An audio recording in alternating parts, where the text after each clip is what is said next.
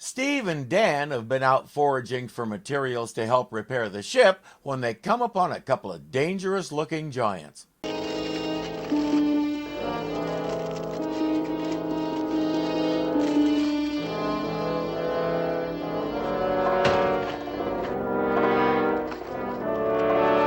Yes, this world has chocolate!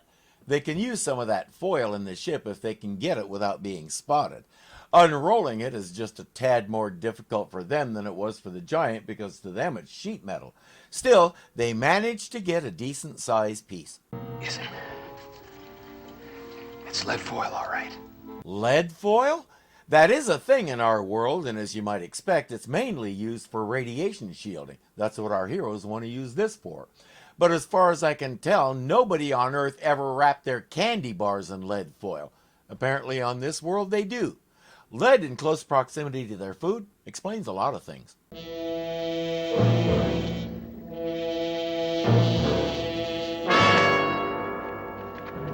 Come on, let's get out of here. Another close call. I have to say it's nice of Steve to give the Giants a sporting chance at spotting him. I figure that's why he's still wearing that bright red uniform. It's also making it easier for this young lady to see them.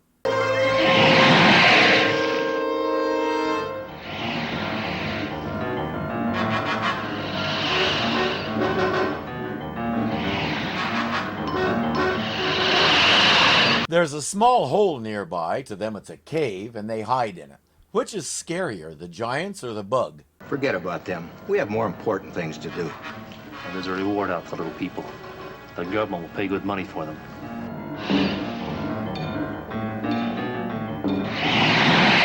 That depends on whom you ask. For Steve, it's the giants. For Dan, not so much. Let's get that foil. Dan. I'm okay. Ever since I was a little kid, those things have always somehow gotten to me. At this time, there were a whopping 3 African-American performers in leading roles. 2 were Nichelle Nichols in the original Star Trek, and Greg Morris, who played one of my favorite characters of all time. He was Barney Collier, the technology whiz on the original Mission Impossible. The 3rd was Don Marshall, whom we're watching right here. He grew up in San Diego and was studying engineering in college when a friend suggested he try his hand at acting. His hand liked it, and he never looked back. He had been a multiple sport athlete and was in better shape than I've ever been, which made it easy for him to do his own stunts on this show. After the show folded, he kept acting and hit most of the circuit through the late 60s and all of the 70s. With those other 2 folks, he helped revamp the country's view of black people. The stereotype had been the Amos and Andy character, uneducated, not too bright, always looking to hustle somebody, not scientist material. They didn't have the genetics for it. Honestly, I wish I was making that last part up. Star Trek, Mission Impossible, Land of the Giants, and many other shows that followed started saying, hold on, this isn't right, and produced characters like Dan, who in many ways is more essential to the group's survival even than Steve is. Only right now he's paralyzed with fear. It makes me wonder if something happened to him early in his childhood that caused it. Whatever the reason, he'll push through it, they'll grab the foil and make their way back to the ship. Is there anything I can do? Would you go find the big flashlight? This one isn't bright enough. Do I ever get the easy jobs? Fitzhugh took it when he and Barry went out to the outpost. Well, that means it should be back in about 15 minutes. Maybe you should go meet him on the trail. That'll get the flashlight back here a good 10 minutes quicker. You mean 15 minutes? Fitzhugh's hitch is enough for another 2 hours. You forget, Skipper. It's close to supper time. When the calories call, Fitzhugh and his watch always run fast. Okay, when it comes to food, he is Dr. Smith. Except he doesn't hoard food or try to hide it or steal it from the others. He just likes to be the first one at the table. It's all basic physics. Fitzhugh is explaining the mechanics of it to Barry right now. Sir, our outpost hitch did go by very fast. And do you think we ought to call in first? Make sure your watch is right? Nonsense, boy. My watch is set at Greenwich Mean Time. and my stomach is at a New York mealtime. Both are synchronized and never make a mistake. Let's go. Unfortunately, they may be a little late for supper.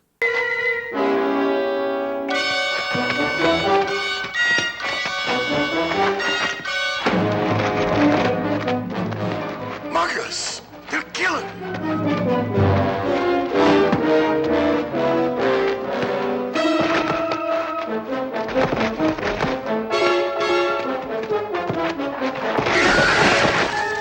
Fitzhugh is down for the count. Barry manages to drag him to a hidden spot and calls the ship. The lights! Take them away! The giants! It's all right, sir. They've gone. While he's trying to get his bearings, suddenly everybody is hearing bells, even though Fitzhugh is the only one who actually got his bell rung. This hunk of machinery may be that source of power we've been looking for, Captain. You mean the radium on the hands and the arrow marks? That's right. That's pretty low-grade stuff, isn't it? Yeah, but it might still be usable if I can modify the secondary system. Is that clock what was in that guy's package? We won't learn how it got there, but it's handy for our crew that this world also was still using radium for such things. They just need a way to get it off there without exposing themselves to lethal doses of radiation. In this world, the particles that the radium releases are as big as they are, so if one hits you, there's a good chance you won't know it. Steve is explaining it to Barry. That radium may be harmless to the giants, but it could be radioactive and very dangerous to us. Radium could be radioactive. How come nobody ever tells me these things? The clock is wedged between a couple of rocks, and even with everybody pitching in, they can't move it. They'll have to scrape the radium off and find another way to pry off a couple of other parts they can use. We've got to do something, Captain. We will, Barry. If you'll agree to let me tear some lead propulsion couplers out of the engine.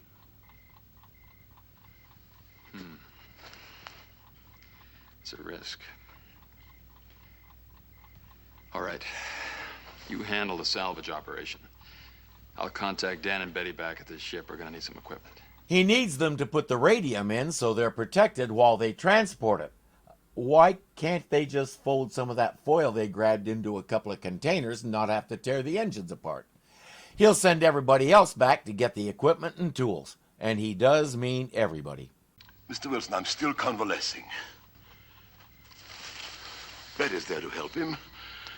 They can load all the tools on the cart and bring him here. One time in his life, Fitzhugh has a legitimate point. He was unconscious for a long time, which means he's got a serious concussion and is probably nursing a screaming headache. There's a good chance he's having balance problems, and if he hasn't already puked at least once, I'd be very surprised. He really isn't in any shape to do this. Then again, neither is Barry, and he's in there giving it everything he has, despite being half the size of everyone else, and occasionally finding himself lost in a forest of belt buckles. And despite his complaints, Fitzhugh knows there's nothing for it, and he will end up helping out. He just has to be vociferous about it. Tools are not all we'll need. We're transporting the radium from here to the ship in those lead couplers I asked for. They must weigh at least 200 pounds apiece. Dan will need some help. What about me, boss man? You go with him. See he doesn't lose his way. Check. You heard the man. Now, see here, young lady, Mush! Do good and there's a cookie in it for you. I don't know how many people caught that exchange of looks between Mark and Valerie. There were plans to start a romance between them in the third season, which of course didn't happen. But it's not difficult to see that we were already setting the groundwork for it. As she and Fitzhugh are making their way back to the ship, we discover that someone has been out here setting traps for the little people. They managed to avoid a tripwire, which shouldn't be difficult considering that whoever put it there didn't realize it was at eye level for the little people. Help, Valerie! Help! Help! That one was a little better hidden. And now we're going to learn something important about Valerie.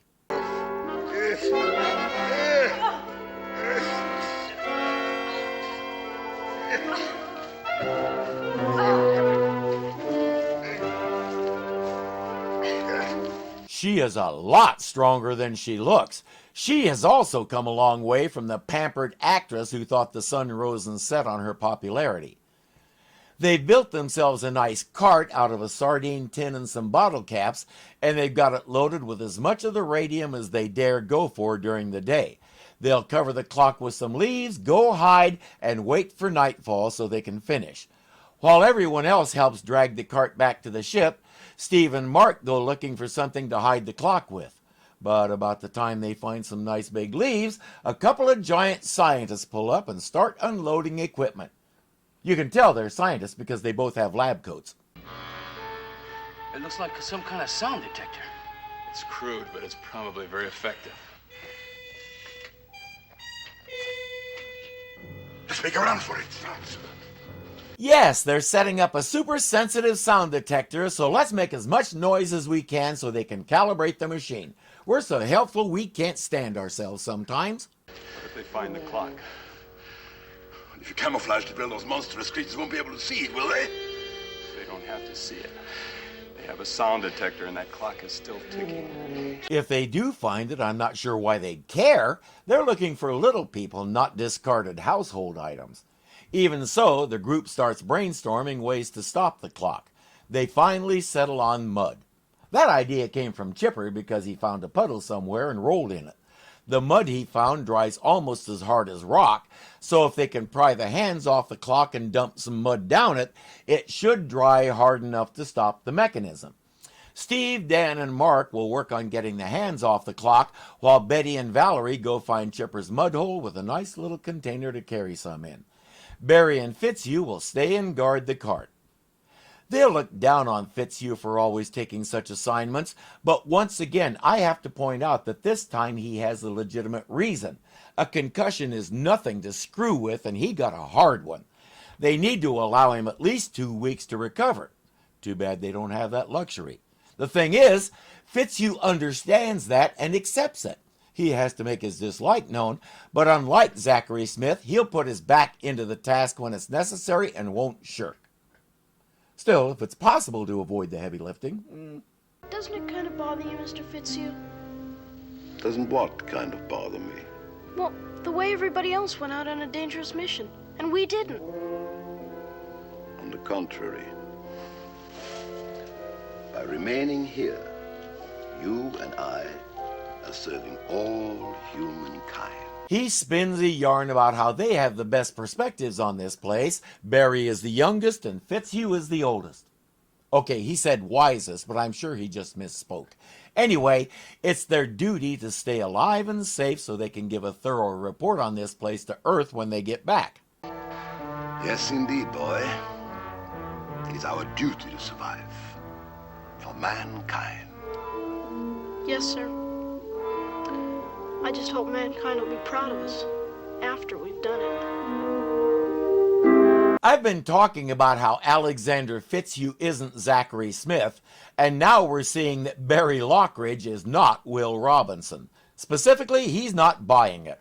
And he has a way of cutting right to the heart of Fitzhugh's roll of baloney. One more to go. You know, the girls should have been here by now. Don't worry, they'll make it.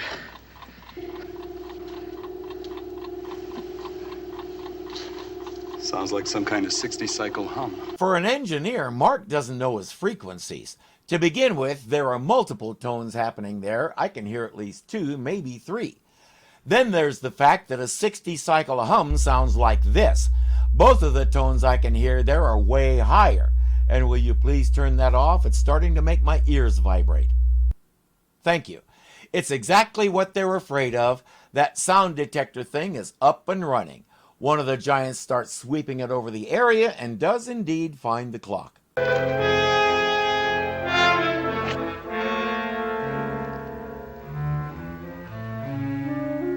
It has one hand. What's he intend to do with it? It doesn't matter. It's what they won't get a chance to do with it, because he's probably just going to throw it away and consider it picking up litter. Meanwhile, the girls could be in trouble. The guys will go look for them.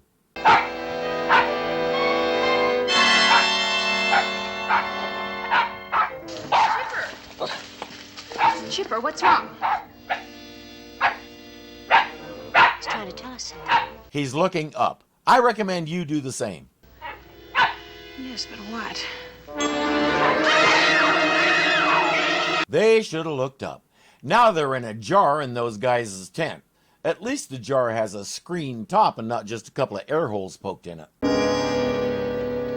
Do you understand me? Yes, we understand. You must tell me everything. Where are you from? From Los Angeles. We were on a flight to London when... What is Los Angeles? It's Spanish for the angels. What is Spanish? You are talking too fast. I cannot keep up. Tell him it's just a state of mind, that it doesn't really exist. This isn't a joke, Valerie.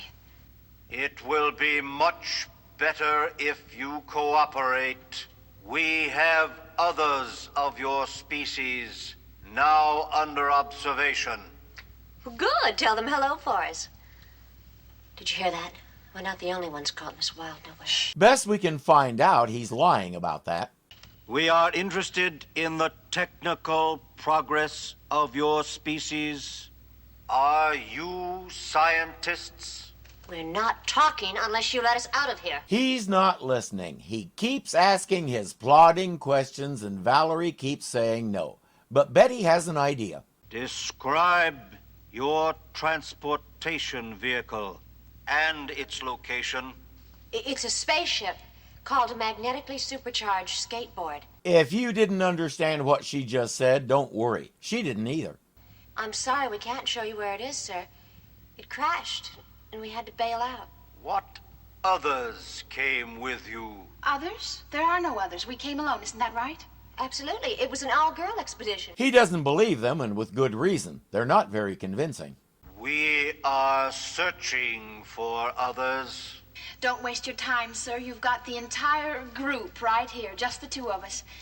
Now, if there's something you'd like to know about Los Angeles or London... Your examination will continue later.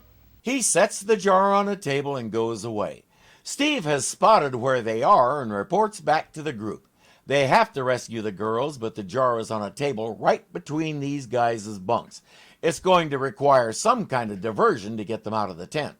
I've got it. We'll not only get them out of the tent, we'll get them out of the area as well.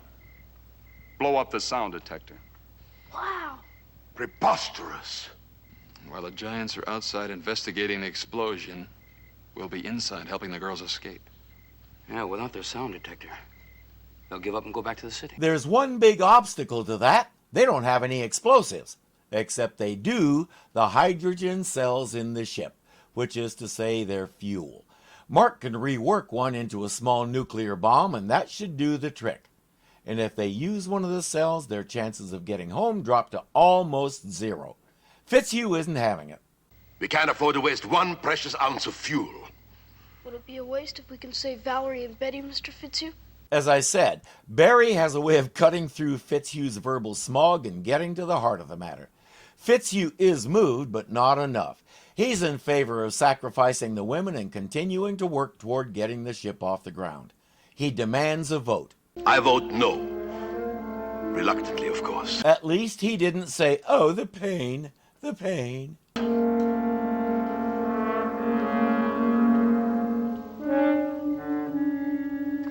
I vote yes. Dan?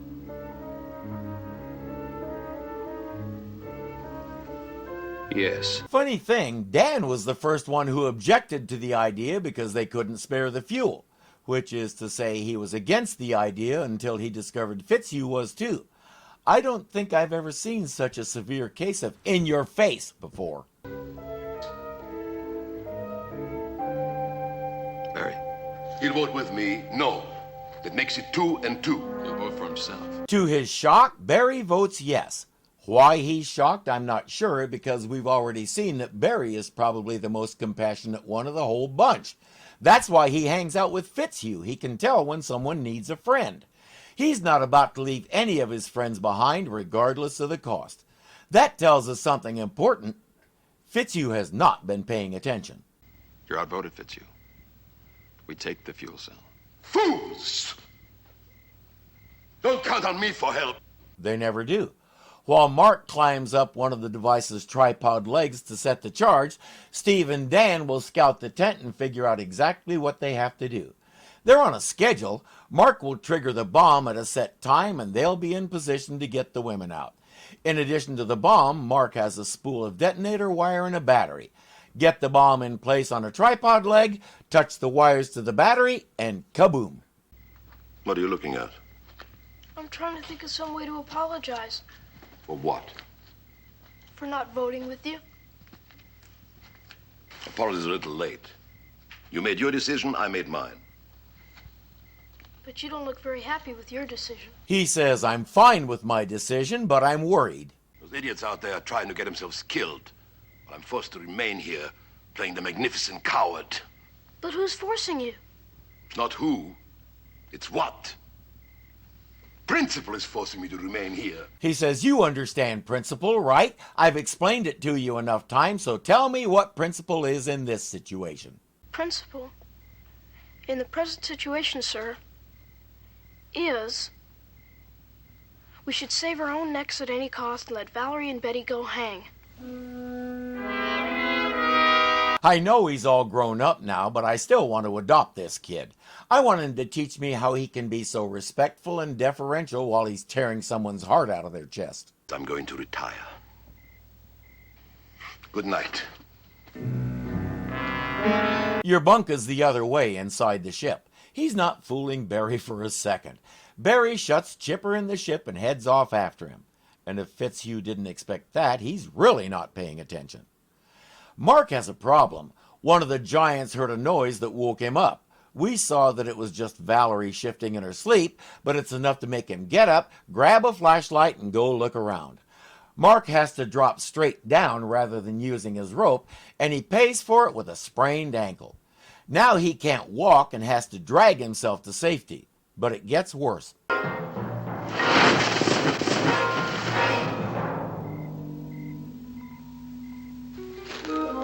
It didn't hit him, but it did pin his detonator wire under itself and jam part of the wire under a big rock.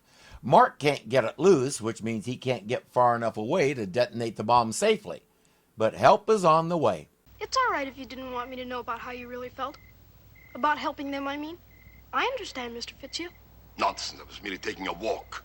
Is there a law against it? No, sir. But if you're only taking a walk, it would have been a lot safer walking the other way. Oh, keep quiet. Stay close beside me. Face it, Fitzhugh, he's the mature member of your little duo. Then again, we learned in the first episode that he's an orphan who was on his way to live with cousins he's never met. He had to grow up quick. The giant has settled down again, so Dan and Steve will get the ladies ready to get out of there.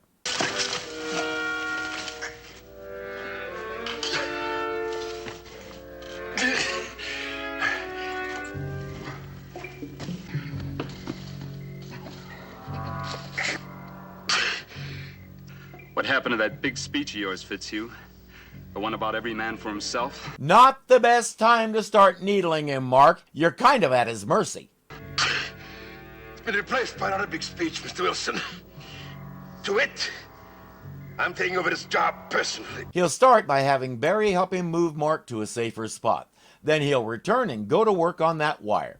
In good TV fashion, it'll take him until the very last moment, but he gets the wire loose.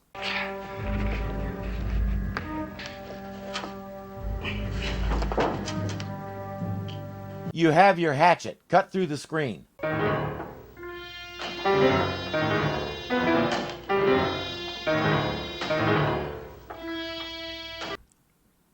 They heard me. There's just a few seconds left, Fitzhugh. You either destroy that fuel cell or the girls. Or which is it gonna be? All together now. Drag it out. Draw it out. Way out.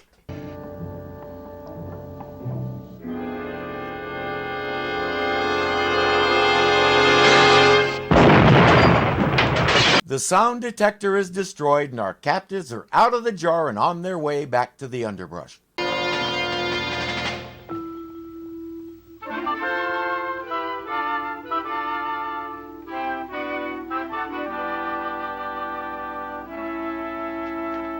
The soul patch is a nice touch. Mr. Alexander Fitzhugh, on behalf of the crew and passengers of Flight 612, temporarily detained to London, it is my very great pleasure to extend to you this token of our esteem for your Gallantry and your courage. Gallantry and courage above and beyond the call of duty.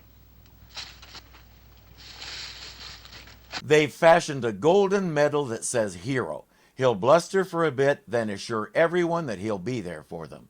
And with rare exceptions, he'll keep that promise, as long as he can grumble about it along the way. The scientists assumed that Dan's drawing was a correction, and from then on, every artist's rendering of the little people, whether male or female, sported a mustache and soul patch.